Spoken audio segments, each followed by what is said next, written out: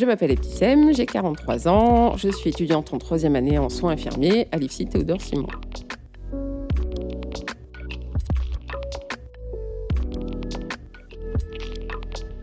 L'étudiant expert, un podcast original de l'IFITS.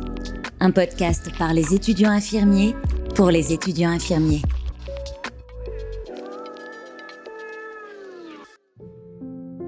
Avant de rentrer en école en soins infirmiers, j'étais aide-soignante depuis 18 ans et j'ai eu la chance de travailler dans plein de services différents, allant des urgences à la maternité ou dans des soins spécifiques comme du digestif ou de l'urologie ou tout simplement de la chirurgie. Du coup, j'ai eu plein d'expériences dans différents services qui étaient franchement hyper agréables pour justement la suite de ma reconversion.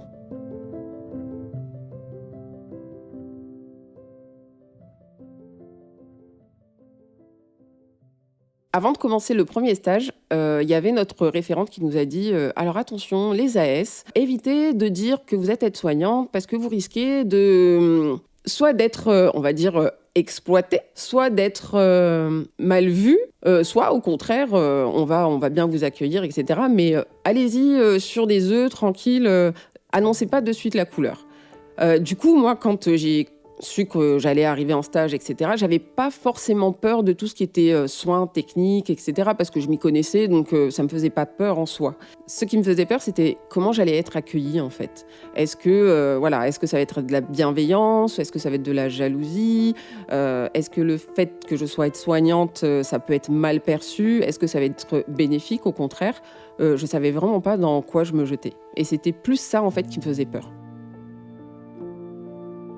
Mon positionnement en tant qu'étudiante et plus en tant que professionnelle, ça a été un petit peu... ça a été compliqué. Tu vas pas te présenter comme si tu arrivais dans un cadre professionnel où tu maîtrises ton métier.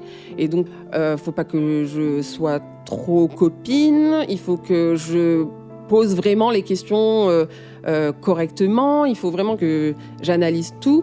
Et aussi, il fallait que je fasse aussi attention à... comment moi je travaillais avant, en étant aide-soignante, en connaissant le travail de certaines aides-soignantes ou infirmières. Par exemple, si je connaissais un soin ou une technique, j'allais pas forcément le dire. J'attendais qu'on me le montre de la façon dont eux, ils voulaient que moi j'acquière ce soin-là et cette technique-là. Et c'est vrai que le positionnement en tant qu'étudiante, il est compliqué à avoir. C'est ne pas trop se mettre en avant, mais ni se mettre trop en retrait et vraiment trouver le juste milieu. Dans les premiers jours, c'est ce qui est le plus dur à acquérir. Tu jongles, en fait, tu as l'impression d'avoir plusieurs personnalités. Et donc, du coup, tu jongles selon les personnes que tu as en face de toi. Tu montres une certaine facette et une autre facette à d'autres, en fait. C'est le plus dur.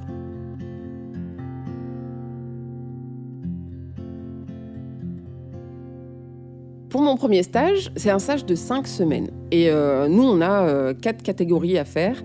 Et de par mon expérience, je savais qu'il y avait une des catégories que je n'affectionnais pas forcément, qui est la gériatrie. Donc tout ce qui était maison de retraite, SSR et tout, c'est pas des lieux qui m'intéressaient plus que ça. Mais t'es obligé de le faire, donc tu le fais. Donc j'ai été stratégique et du coup je me suis dit premier stage, c'est 5 semaines, je vais faire celui-ci, comme ça après je suis débarrassée, je l'ai fait et je suis tranquille. Pour mon premier stage, j'ai cherché par moi-même, j'avais pas envie d'être affectée dans une maison de retraite où ça brasse les étudiants, etc. Du coup j'ai sollicité un peu mes connaissances et j'ai une amie à moi qui a fait son stage en SSR qui m'a dit si tu veux, j'ai encore le contact, je peux t'avoir une place. Du coup voilà, elle m'a aidée à trouver ce stage-là, donc c'était vraiment une démarche personnelle.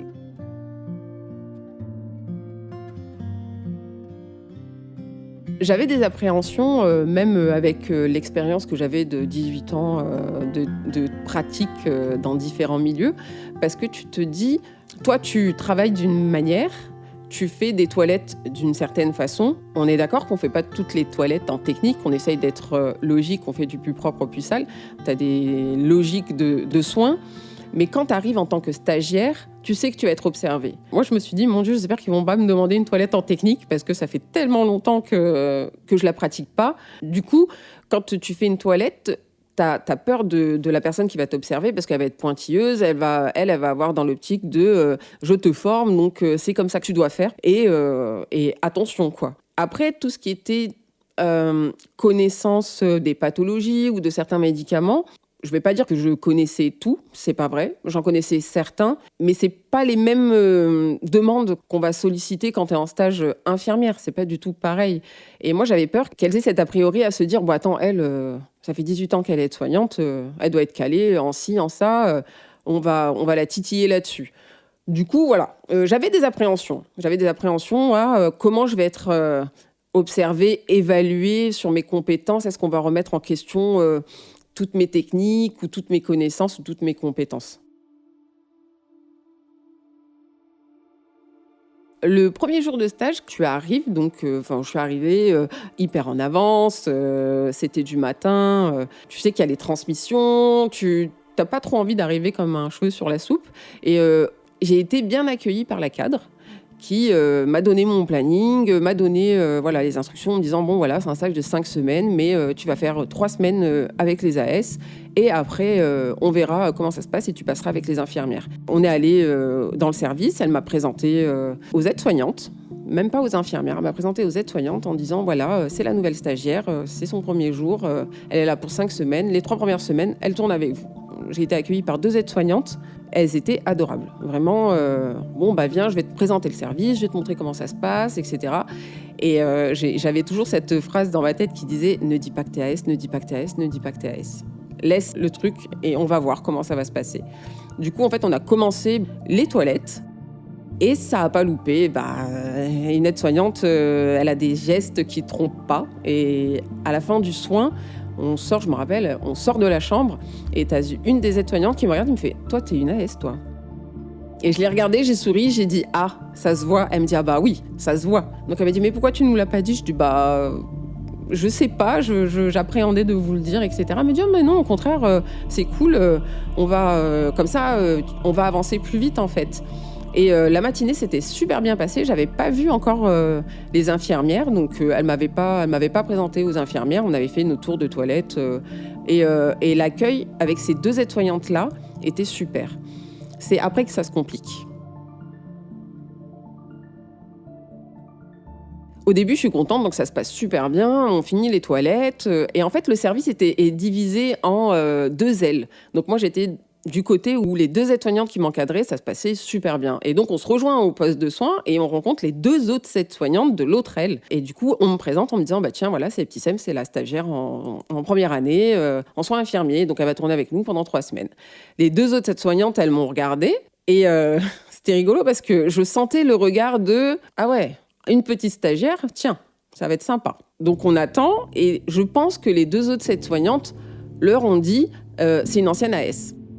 Donc j'étais déjà grillée, on va dire, avec les aides-soignantes. Pas encore avec les infirmières, mais avec les aides-soignantes, j'étais grillée, on savait que j'étais AS. Et on continue notre tour, etc. Le lendemain, je ne tournais pas avec les 2 aides-soignantes avec qui j'étais au début. Et je me suis retrouvée avec les 2 autres aides-soignantes. Et avec elles, ça s'est pas super bien passé. J'ai été, un peu prise de haut. C'était... Comment toi, à ton âge, tu reprends tes études Elles me prenaient un petit peu en grippe dans le sens où elles étaient vraiment jalouses, quoi. Tu le sentais. Par exemple, il y en a une des 2. Alors, elle me sortait tous les mots scientifiques qu'elle connaissait, en fait, pendant 10 minutes, pour me demander d'aller vider une poche à pipi. Elle me faisait un cours et puis je la regardais, j'ai dit, mais en fait, tu veux que j'aille vider la poche, quoi. Il y a eu un moment où elles étaient au fond de la pièce, les bras croisés, et puis elles me regardaient faire la toilette. En fait, j'avais l'impression de revenir 18 ans en arrière quand je passais mes études d'aide-soignante et où on te faisait à l'époque, nous c'était les MSP, où on t'évaluait, quoi. Donc ça c'était... Bon, la toilette était bien passée, mais je sentais les petits pics, les petits détails. Ah oui, là, t'as fait comme ça. Ok, non, vraiment, on fait pas comme ça ici. Et tu sentais qu'elles avaient un air supérieur sur toi, de par le positionnement qu'elles étaient mes encadrantes. Et c'est là où je dis que le positionnement de stagiaire est compliqué parce que je suis pas de nature à me laisser faire et là, il fallait que je ravale mes mots et que je sois beaucoup plus diplomate et de me dire, bon, vas-y, laisse couler, tu vas prendre sur toi, c'est 5 semaines et encore, c'est 3 semaines avec elle parce que tu fais ton stage sur ton rôle propre d'AS, tu dis rien, tu prends sur toi. Là, ça a été compliqué de prendre sur moi, vraiment. Et le pire moment, ça a été quand c'était le moment de déjeuner. Et à l'époque, il y avait encore le Covid. Donc du coup, en fait, il y avait une aile qui était réservée au Covid et la salle à manger était dans cette aile-là. Et les 2 aides-soignantes avec qui je travaillais m'ont dit bon, on va déjeuner, et puis elles partent. Moi, machinalement, je les suis, parce que t'es stagiaire, tu suis comme tu peux, où tu vas, tu connais pas trop le service, tu dis elles vont manger là, du coup moi je vais manger là. Le premier jour, en fait, j'avais pas mangé, elles nous avaient libérés plus tôt, donc je ne savais pas où est-ce qu'on devait aller manger. Donc du coup, je les ai suivies. Et là, elles m'ont dit « Ah non, les stagiaires ici, elles ne mangent pas ici, c'est secteur Covid, tu te rends compte, ça veut dire qu'après tu vas contaminer, etc. » Et elles m'ont envoyé bouler. Du coup, ça m'a un petit peu coupé l'appétit et j'ai pas mangé.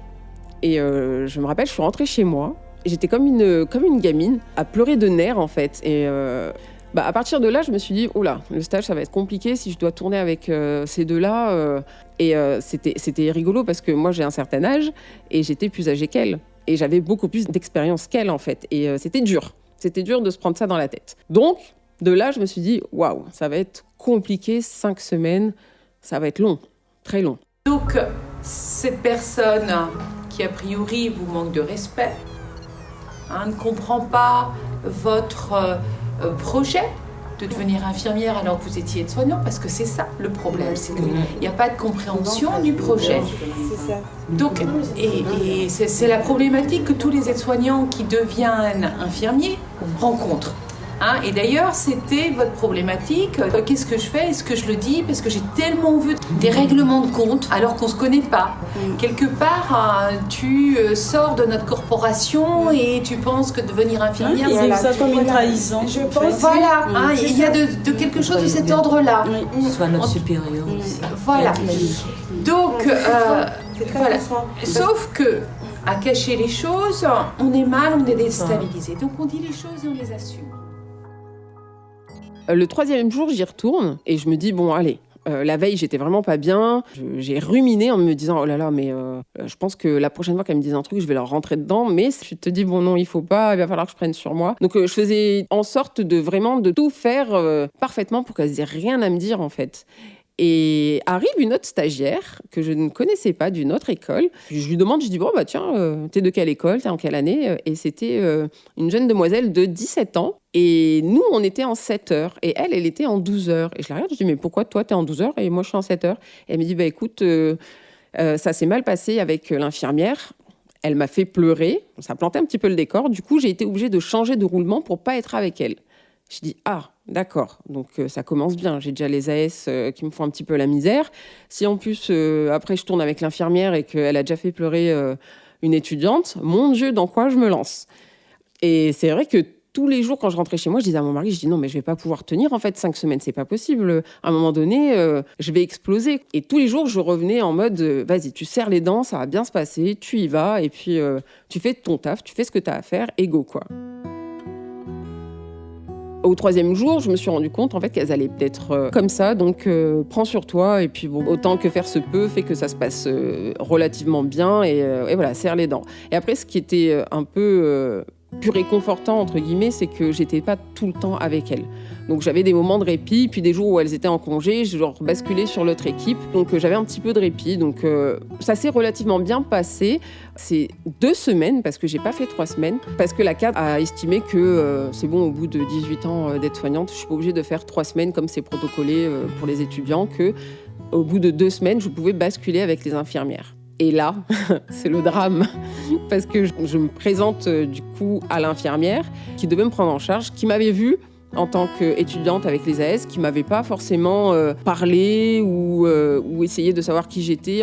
Voilà, elle m'avait vraiment occultée, on va dire. Pour elle, j'existais pas. Du coup, j'arrive, je lui dis, oui, voilà, moi, bonjour, je suis Eptissem, je suis en première année en soins infirmiers. Ça fait 2 semaines que je suis en stage, maintenant je dois tourner avec toi. Et là, elle m'a regardée et cette demoiselle qui devait avoir moins de 25 ans, qui aurait pu carrément être ma fille, me regarde et me dit « Ah, t'es en première année ? Moi, j'aime pas encadrer les premières années, pour moi, vous êtes des vrais boulets. » Alors là, tu te dis « Ok, ça va être sympa. » Je me suis débarrassée des AS qui étaient sur mon dos à me titiller. Maintenant, ça va être long, 3 semaines dans un domaine que tu ne maîtrises pas, parce que être soignante et infirmière, c'est pas du tout les mêmes gestes que tu dois faire, les mêmes connaissances que tu dois avoir, les mêmes compétences que tu dois acquérir. Donc là, déjà, j'arrivais sur un terrain où j'étais moins sûre de moi. Après qu'elle m'a dit, voilà, moi j'aime pas les étudiants en première année, vous êtes des vrais boulets pour moi. Elle a soufflé, elle m'a dit, bon bah viens, suis-moi, de toute façon j'ai pas le choix. Donc je l'ai suivie, elle allait faire sa distribution des médicaments et elle m'a pas parlé de toute la tournée de médicaments. Vraiment, j'étais, on va dire, la petite stagiaire qui la suivait comme une petite enfant. Et à essayer de comprendre comment ça a marché, comment elle s'organisait. Et à la fin de ces distributions de traitements, elle s'assoit, elle me regarde, elle me dit « Bon, bah, assis-toi ». Et là, elle sort tous les traitements de tous les résidents. Elle me dit « Maintenant, on va travailler la pharmacologie, j'espère que t'es calée ». Et là, je me suis dit « Oh ». Mon Dieu, le calvaire. Parce que oui, c'était 2 mois après l'école. On avait eu quelques notions, mais enfin voilà, la pharmacologie, on sait tous que c'est quand même pointu. Il y a beaucoup de choses à connaître, que ce soit sur les effets indésirables, les contre-indications, à quoi ça sert, comment ça se donne, les antécédents des patients. Il y a énormément de choses à prendre en compte. Maintenant, avec du recul, je me dis bon... Ok, quand tu connais ton médicament, tu connais tout ça, ça glisse tout seul. Mais en première année, tu as 0 base. Et elle est arrivée, elle m'a dit, bon, bah maintenant, on va apprendre tout ça. Et elle m'a balancé tous les traitements. Elle m'a dit, bon alors, ce médicament-là, c'est quoi ? Et ce traitement-là, ça parle de quoi ? Et ça sert à quoi ? Et ça, c'est contre-indication. Et ça a été vraiment long et douloureux, on va dire. Parce que je pouvais me poser de questions, même si je connaissais la réponse, j'étais pas en confiance avec elle. Et donc, du coup, en fait, je préférais lui dire, bah, je sais pas. Et je rentrais chez moi avec une liste de médicaments à connaître par cœur. J'avais fait des fiches, je notais tout. C'était limite, je les récitais sur le trajet en me disant, voilà, bah, si elle me demande ce médicament, ça sert à quoi ? Les effets, c'est ça. Le contre-indication, c'est ça. En fait, c'était vraiment... j'avais l'impression de repasser mon bac, quoi. Où il fallait vraiment que tu apprennes toutes tes leçons par cœur et qu'à tout moment, elle va te tomber dessus. Son encadrement, c'était vraiment ça. C'était vraiment dans le bourrage de crâne et elle a jamais essayé d'être gentille ou pour elle avait cette représentation que les étudiants de première année, c'était des boulets. Donc, quoi que je dise ou quoi que je fasse, de toute façon, je serais un boulet. Et moi, j'essayais justement de lui montrer que bah, non, en fait, tu m'as demandé de faire ça, j'ai fait mes devoirs, j'ai appris tout ça. Et vers la dernière semaine, elle a lâché un peu de lest. Elle était toujours pas sympa. Hein. Donc du coup, je donnais les médicaments un peu plus aisément, un peu plus tranquille, un peu plus toute seule, en autonomie. Et ça s'est relativement bien passé sur la fin. Tous les jours, je rentrais chez moi avec les nerfs vraiment à me dire si j'étais aide-soignante diplômée, employée dans ce service-là, mais jamais elle me parlerait comme ça et puis jamais je me laisserais faire en fait. Parce que là, tu as le positionnement de stagiaire où quand elle te parle, tu peux pas en fait répondre comme tu pourrais répondre en temps normal. Et donc du coup, ça me bouffait de l'intérieur. Je rentrais chez moi, j'étais en pleurs, j'étais énervée. Et mon mari était là, non mais qu'est-ce qui se passe ? Vas-y, va courir, va souffler, ça va te faire du bien. Mais plein de fois, je lui ai dit non mais c'est bon, je vais arrêter en fait. Je vais pas supporter d'être infantilisée comme ça, on me parle mal comme ça et de pas pouvoir répondre parce que je suis pas de nature à pas répondre. J'ai un tempérament assez, on va dire, réactif et généralement, je me laisse jamais faire. Mais cet encadrement-là, franchement, ça m'a énormément mise à mal, émotionnellement parlant, parce qu'il fallait pas que je réponde et ça me bouffait de l'intérieur et j'ai douté de moi en me disant, bon, si tous mes stages se passent comme ça, je vais jamais tenir. Et c'était vraiment la sensation de, si je dis un mot qui va pas, elle va m'attendre au tournant et l'évaluation, ça va mal se passer. Parce qu'en tant que stagiaire, t'as peur de ton stage, t'as peur que ça se passe mal, mais surtout t'as peur en fait de l'évaluation. Parce qu'à un moment donné, on va te dire, oui, bah ça c'est acquis, ça c'est pas acquis, ça c'est à revoir. Et en fait, ça c'est l'épée de Damoclès qui te pèse au-dessus de la tête et que tu te trimbales sur tous tes stages, quoi. Donc tu te dis, il faut vraiment que tout se passe bien, que je fasse tout de manière vraiment correcte. C'est pour ça que quand elle me malmenait, je disais un peu rien parce que je me dis, mais si je lui réponds, elle va me tuer sur ma feuille d'évaluation, c'est pas possible. Donc ça a été dur. Vraiment, tu doutes de toi, quoi. En effet, déjà, quand les étudiants partent en stage, on leur dit qu'il faut quand même un temps d'observation. Parce qu'à chaque fois qu'ils changent de lieu de stage, il y a un temps d'adaptation, donc un temps d'observation. Donc moi, je leur conseille d'attendre quand même 1 à 2 semaines, puisque les spécificités du terrain font qu'il faut qu'ils s'adaptent aux personnes, aux lieux, à l'organisation. Et au bout de ces 2 semaines, S'ils notent en effet des problèmes relationnels avec les professionnels, avec le tuteur, ou même parfois même un accueil qui n'a pas été fait, qu'ils alertent soit leur référente pédagogique ou moi-même en tant que coordinatrice pédagogique. À un moment donné, on retourne sur l'IFSI pour présenter nos APP et tu revois ta référente. Et c'est un moment en fait où tu peux vider un peu ton sac et faire part un peu de ton ressenti, de comment ça se passe pendant ton stage. Et ça, c'est un truc super parce que ça te permet de te rebooster, de prendre conseil, même si tu peux appeler ta référente en cours de stage et dire voilà, ça se passe pas bien, ou elle t'appelle ou elle t'envoie un mail en te disant bon, moi j'espère que tout se passe bien. Là, c'est autre chose parce que tu es épaulé par ta référente face à toi et tu as d'autres étudiants qui sont là pour t'aider et pour te dire vas-y, t'inquiète, ça va bien se passer. Du coup, moi, j'ai vidé un petit peu mon sac en disant voilà, moi, ça se passe mal, oui et non. Disons que je suis pas sereine quand je vais à ce stage-là parce que je sens pas de la bienveillance en fait envers le stagiaire. Pas forcément envers moi, mais envers vraiment tous les stagiaires. Et il y avait mes autres collègues qui disaient ah ben moi aussi ça se passe mal. Du coup, on peut échanger sur nos ressentis et prendre des conseils et se rassurer finalement de se dire bon bah en fait c'est on va dire, ça arrive, pas qu'à moi, mais ça arrive aussi aux autres. Et du coup, on relativise un petit peu la chose. Et puis aussi, on se rebooste parce qu'on se dit, attends, c'est déjà arrivé. Il y en a, ils ont survécu. Il n'y a pas de raison que moi, je ne survive pas à ça. Et j'ai pu vider mon sac. Même si je vidais mon sac auprès de mon mari, ce n'était pas pareil. Il ne pouvait pas forcément comprendre ce positionnement qui était difficile, cette façon de se contenir et de ne pas vraiment se livrer et être vraiment soi-même.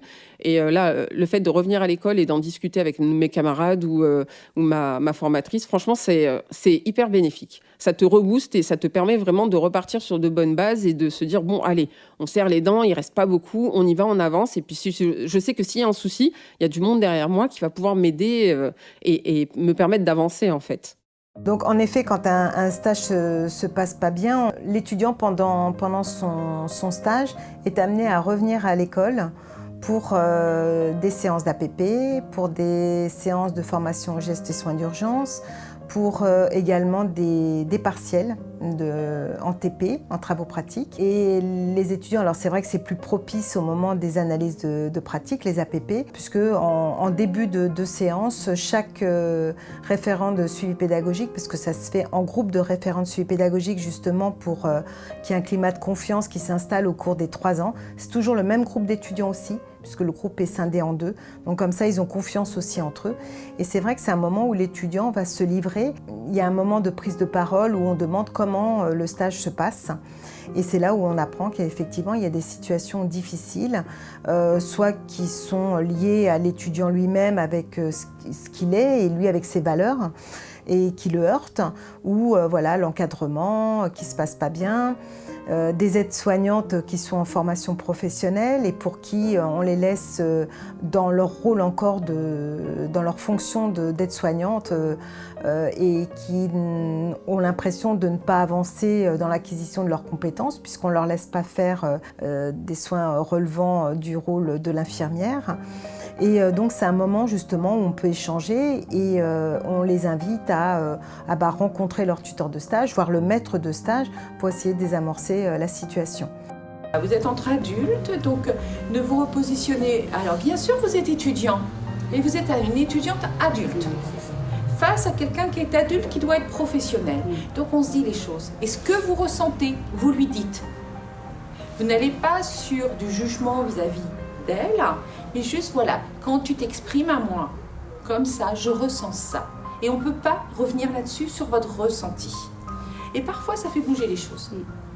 Ok ? De toute façon, qu'est-ce que vous avez à perdre ? Après mon APP à l'école, du coup, je repars en stage et je repars avec une nouvelle dynamique. Vraiment à me dire, bon, allez, on y va, ça va bien se passer. Même si ça se passe mal, c'est pas grave, on y va. Et mon positionnement, il a changé dans le sens où je me dis, bon bah, une réflexion de plus ou une réflexion de moins, je suis plus à ça près, je m'en fiche, ça va glisser. De toute façon, fais ton travail, fais le bien, fais en sorte qu'elle n'ait rien à te dire. Et même si elle te dit quelque chose, prends du recul. Et tu pourras en parler à l'évaluation, au bilan de mi-stage ou au bilan de fin de stage. Tu pourras en discuter et puis, de toute façon, c'est pas grave, ça va aller. s'ils notent en effet des problèmes relationnels avec les professionnels, avec le tuteur, ou même parfois même un accueil qui n'a pas été fait, qu'ils alertent soit leur référente pédagogique ou moi-même en tant que coordinatrice pédagogique. Qui n'attendent pas de revenir à l'école pour une activité pédagogique, parfois c'est un peu trop tard. Moi je pense qu'au-delà de la 5e semaine, c'est trop tard puisque si c'est un stage de 10 semaines, on invite fortement les étudiants à faire leur bilan de mi-stage à la 5e semaine.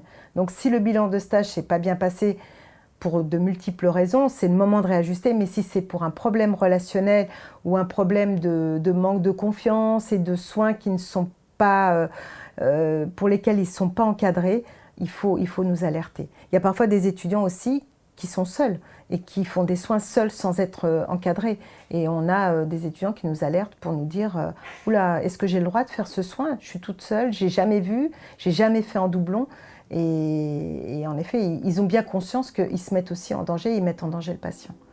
J'ai pas eu de bilan de mi-stage, donc du coup, j'ai pas pu forcément pouvoir dire voilà ce qui allait ou ce qui n'y allait pas. En plus, en premier stage, tu fais pas forcément attention, parce que maintenant, ils nous disent attention, il faut vraiment le bilan de mi-stage et le bilan de fin de stage, sinon ça va être compliqué, etc. Donc, premier stage, tu squeezes un petit peu le truc et tu dis bon, bah, c'est pas grave, ça va aller. Arrive le moment du bilan de fin de stage, et là, il y avait donc les 2 aides-soignantes avec qui j'avais tourné au tout début. Et les 2 aides-soignantes avec qui ça s'était pas super bien passé, et justement l'infirmière qui m'avait dit de toute façon vous êtes déboulé. L'évaluation de fin de stage se passe super bien, j'étais hyper étonnée. Parce que je me suis dit, oh mon Dieu, elle va pas me valider certaines choses. Je sens qu'elles vont être un peu cassantes. Mais pas du tout, à ma grande surprise, elle m'a tout validé.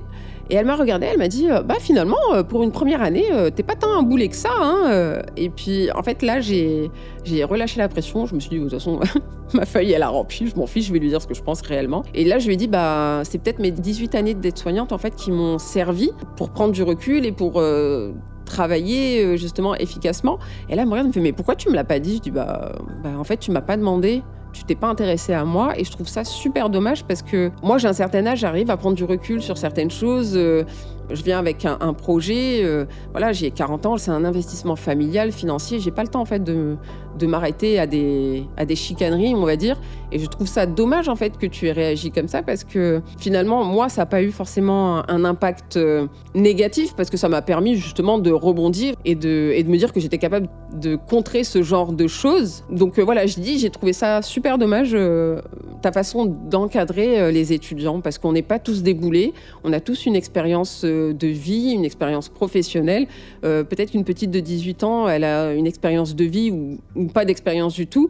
Et réagir comme ça, en fait, tu peux la dégoûter. Il suffit qu'elle soit un peu fragile et pas encadrée par des personnes bienveillantes et elle va lâcher, quoi. J'ai dit, moi, ça m'a causé vraiment une remise en question. Je me suis vraiment remise en question en me disant, est-ce que je suis capable de supporter ça pendant 3 ans, parce que c'était quand même mon premier stage, premier semestre, donc c'est vraiment le début. Tu te dis, mon Dieu, mais comment ça va se passer après, quoi ? Est-ce que je vais devoir subir ça jusqu'à mon dernier stage ?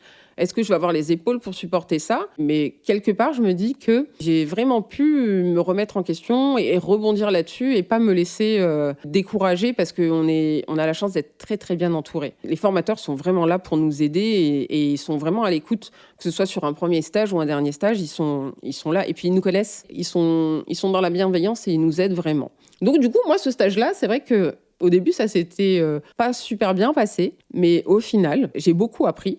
Et c'était hyper bénéfique.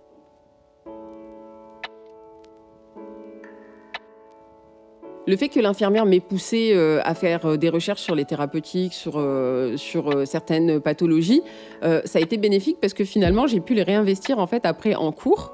Et ça m'a surtout servi de leçon à me dire, le prochain stage que je fais, par exemple, si je fais un stage en urologie, je vais réviser toutes les thérapeutiques en fonction de l'urologie. En fait, finalement, ce premier stage-là, ok, il y a eu des choses qui se sont mal passées, mais j'en ai tiré une leçon. Parce que du coup, les stages d'après, je les préparais bien en amont en me disant, il y a telle pathologie, ça marche comment, c'est comme ça. Il y a telle thérapeutique, ça sert à ça, à ça, à ça. Donc du coup, finalement, c'était bénéfique. Et ça m'a vraiment servi de leçon pour les stages d'après. Hein. Les stages d'après, je préparais mes fiches et puis on se soutenait avec les autres collègues en disant, attends, toi, t'as fait un stage en urologie, moi j'y vais, t'as fait des fiches là-dessus ou t'as des connaissances à me dire comment ça se passe, tel et tel acte.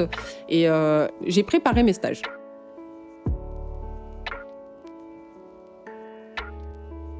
Les stages d'après, tu les abordes différemment. Tu te dis, bon, je vais arriver en stage, j'espère que ça va pas se passer comme le premier. Tu les as préparés en amont, donc tu arrives un peu plus sereine, en fait, entre guillemets. Et moi, j'ai eu énormément de chance parce que tous mes autres stages se sont super bien passés. J'ai fait de la chir, j'ai fait du soin à domicile. Enfin, j'ai même fait un stage en hôpital militaire. Donc, déjà, quand je suis arrivée sur l'hôpital militaire, je me suis dit, mon Dieu, ça va être hyper carré. J'ai intérêt d'assurer mes arrières.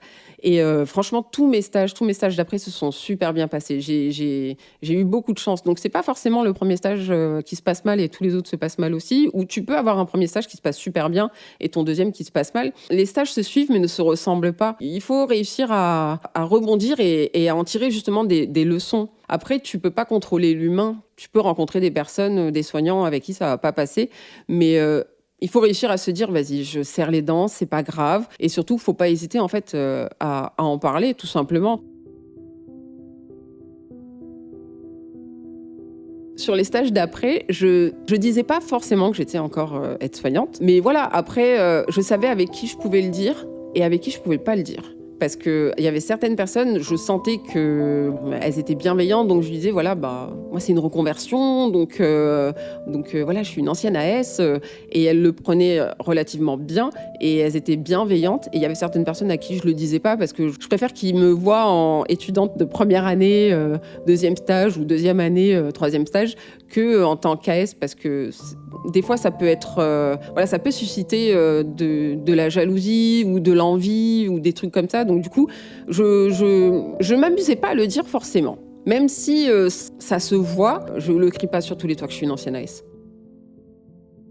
Cette mauvaise expérience, ça m'a beaucoup servi dans mes stages d'après, mais ça m'a aussi surtout servi sur le sujet de mon mémoire. Parce que ça m'a tellement marqué que je me suis dit, ça c'est quelque chose à creuser et quelque chose qui s'est mal passé, qui se transforme en quelque chose de bénéfique. C'est intéressant en fait de s'en servir et du coup ça a fini en sujet de mémoire et de réflexion. Et franchement c'était un mal pour un bien finalement, que ce soit mal passé.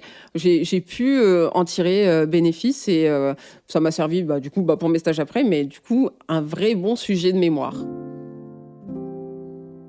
L'intitulé de mon MFE porte sur l'encadrement, parce que c'était vraiment le sujet qui m'avait énormément marqué, et encore plus en tant qu'aide-soignante. Du coup, le sujet de mon mémoire, c'est l'encadrement des étudiants en soins infirmiers qui ont une expérience professionnelle dans le soin, et comment passer au-delà des représentations pour pouvoir les encadrer le mieux possible. Et du coup, c'est ma situation d'appel, c'était cette situation-là où elle me dit, de toute façon, vous, les premières années, vous êtes des boulets. Donc, elle avait des représentations là-dessus, et son encadrement était tellement dur que tu peux réussir à dégoûter des stagiaires, quoi. Et moi, je sais que j'ai pas envie de devenir comme ça. J'ai pas envie que d'autres personnes encadrent en fait des personnes comme ça, parce que l'endroit que tu connais pas, de te remettre en question, de te chercher ta position, d'avoir une pression, parce que c'est une pression quand tu vas en stage. T'es vraiment sous tension parce que tu te dis à tout moment, si mon stage se passe mal, comment je vais faire pour rattraper la chose. Donc moi j'avais envie de creuser ça. Et plus particulièrement sur les représentations qu'on peut avoir sur les reconversions. Mon mémoire porte beaucoup là-dessus. J'espère que ça servira, que les personnes qui le liront, ça les fera aussi réfléchir. Et peut-être que je lui enverrai à ma tutrice de premier stage pour qu'elle le lise et que ça la fasse réfléchir et que ça se fasse bien aussi pour les autres, parce que on est là pour apprendre et on manque cruellement d'infirmières et c'est dommage d'en dégoûter bêtement comme ça. Alors normalement, je devrais être diplômée au mois de juillet et le travail de mon mémoire, je sais que ça va me servir à réfléchir à comment je vais encadrer mes futurs collègues et comment moi j'aurais voulu en fait qu'on m'encadre, et je ne vais pas faire aux autres ce que je n'aurais pas voulu qu'on me fasse. Et du coup, je pense que mes prochains stagiaires, j'ai hâte de les avoir. Je ferai en sorte qu'ils se sentent sereins en fait quand ils arrivent, qu'ils n'arrivent pas avec la boule au ventre, même s'ils n'ont pas toutes les compétences, pas toutes les connaissances. C'est pas grave en fait, on est là pour apprendre. Et donc je ferai en sorte que ces étudiants puissent réussir vraiment. et qui ne subissent pas en fait leur stage. C'est surtout ça en fait, c'est le fait de ne pas subir. Se remettre en question, oui. Être acteur de sa formation, de son stage, oui, mais pas avec la boule au ventre à stresser. Je sais que là par exemple, je suis en réa, donc c'est un service de pointe. En 3e année, dernier stage, on attend beaucoup de nous parce qu'ils se disent demain t'es diplômé, donc demain en fait t'es là, t'es avec nous, hein. Donc il y aura personne derrière toi. Et je sais que les infirmières qui nous encadrent, elles sont là, elles nous regardent et disent si tu ne sais pas, ce n'est pas grave. Tu me dis je sais pas et je vais t'expliquer la chose. Même si je dois te l'expliquer 40 fois, je vais te l'expliquer 40 fois, c'est pas grave.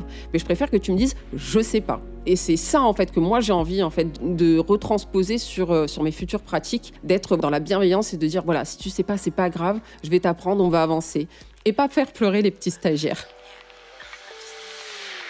Si je devais donner des conseils aux étudiants qui rencontrent des problèmes sur leur lieu de stage, je leur dirais d'en parler. En parler déjà, dans un premier lieu, aux personnes qui sont proches de vous. Dans un deuxième lieu, je pense qu'il faut vraiment en parler à ses référents pour pas qu'ils aient de mauvaises surprises si par malheur, ça se retourne contre vous.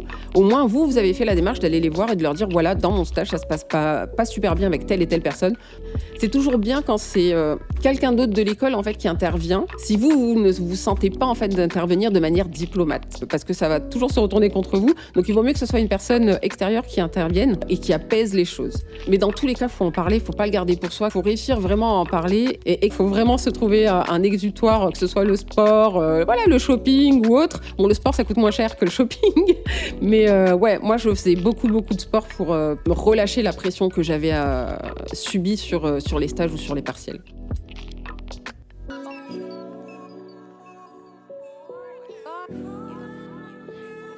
L'étudiant expert, un podcast original de l'IFITS.